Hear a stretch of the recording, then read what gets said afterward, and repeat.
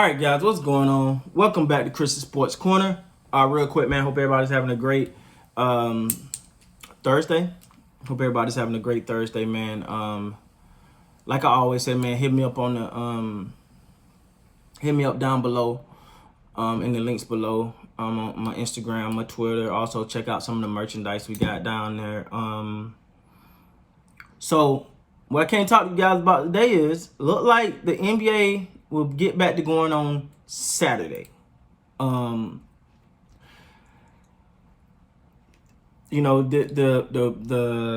boycott, whatever that took place on yesterday, going on into today, that don't look like it'll be any games on Friday as well, which is tomorrow. So it look like everything will pick back up on Saturday. That could change, but that's the latest that's coming out. So with all of that being said, man,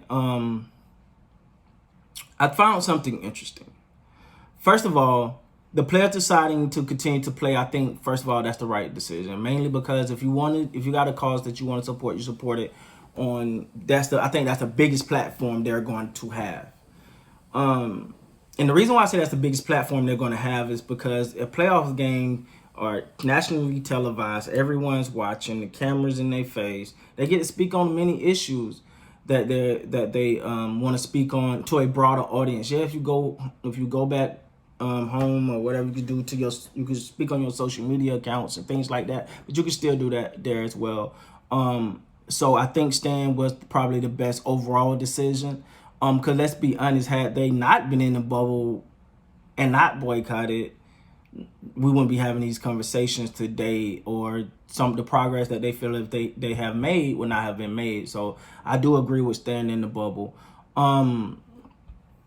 Also, the fact that the owners and the players have a liaison in between these two. Now, I don't want to make it sound like the liaison is between two parties on different sides. That's not what it is. They're trying to mutually come together and figure out exactly what the players want done. That liaison, you might have heard of him. What's this guy name, man? Michael Jordan. Yeah, heard of that guy? He's sort of like that guy. Like, he's emerging quickly as one of the key individuals in all of these discussions and everything that's going on. And mainly, I think, because he got a lot of respect on the owner side, as well as even probably got more respect on the player side of the house, because the players will listen. Michael Jordan could walk into any basketball gym, any basketball locker room, any basketball meeting and demand attention because he is Michael Jordan. He's one of the reasons the NBA is where it is today. He took NBA to new heights during his time. And arguably the greatest of all time. Now, that's up for debate. Many people will debate that. But he is Michael Jordan. So he's emerging as one of the key components to this whole thing. And trying to get everything back going. Because remember, I did a video before. I said Michael Jordan is one of the key components to putting this whole bubble thing together. Now, interesting enough, Michael Jordan his team obviously not in the playoffs. But he is definitely becoming one of the liaisons in this situation, one of the people that is emerging as a leader for both sides.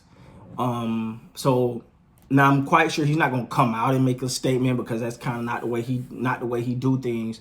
But I found that very, very interesting, man, because I think if there is one person that's loved on both sides, is that guy. Also, I think one of the great things about them being in a bubble right now is that they can meet and talk, right? Like, when everything happened yesterday, had these teams been in Milwaukee been at Milwaukee, the Lakers was here, and Toronto was in Canada. How do you get all those people to talk? You don't. You got different time zones, different people, but them being in a bubble kind of got everyone who, like, we're having a meeting right now, we having a meeting at this time, and everybody could get in there. And from my understanding, this meeting was very, very intense. It was a lot of high emotion. Some people, including the Lakers, Clippers, they was like, yo, let's go. We don't want to, from my understanding, this is how I'm getting now. I don't have people working inside. I wish. Y'all help me out. I can get there, man. Y'all hit some subscribes. I might get there. No, this is okay. But no, if you take the fact that these teams were willing to just literally be like, man, all right, cool, then we're done, whatever. But the fact that today that feeling, that notion has changed, shows that these players was heated. They was hot. Some people felt like, there were actually players that felt like the Bucks blindsided them. They were like, yo, why you didn't tell us y'all were gonna do this? We could have looked unified. You got one team on the court, another team in the locker room. We didn't know how to react or how to respond. So I think that kind of caught some people off guard. And so the main thing that I think Chris Paul, I know Kyle Korver was very vocal in that meeting. A lot of, obviously LeBron, a lot of people vocal in that meeting. They wanted to come out as a unit, come out and make a statement together. And I think that was their biggest, I think that was one of the biggest gripe. They felt like the Milwaukee Bucks blindsided them.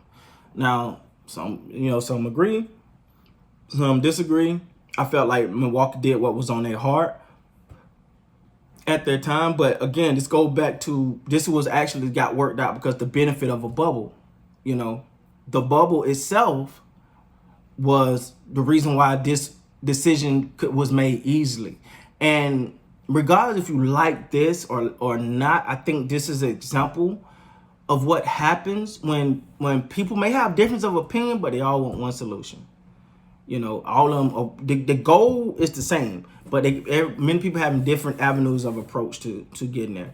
I tell you something else that's been popping up recently is a lot of people are commending Kyrie Irving now for saying that, he didn't want to go down there. He didn't want to, it wasn't right. It was blah. I can't say the words on here, but you'll get it. And he looking like, sometimes the people who are, because initially, he was ridiculed, but right now, many people are favoring him for actually deciding, make him history kind of making him look like a smart individual for that decision. So, So look like the games will be happening on Saturday. Like I think they're gonna pick up from like game 5 and just keep pushing and just kind of like these two games. This is my opinion. This I think gonna happen.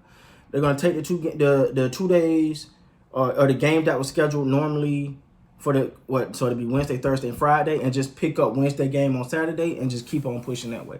I think that's how that's gonna work. But at the same time, I'm quite sure there'll be more information going on. Like I said, the owners are having a meeting, as well as the players, and then they're going to try to come together. But the players are having 2 representatives from each team in that meeting. So we'll see how all that goes, man. But, yeah, so look like the players have decided to play. Look like Monday will be the go-to date. And Michael Jordan is the biggest liaison between both parties. What more can you ask for, right? With that being said, guys, please like, comment, subscribe to the channel. Until next time, man, you guys be great.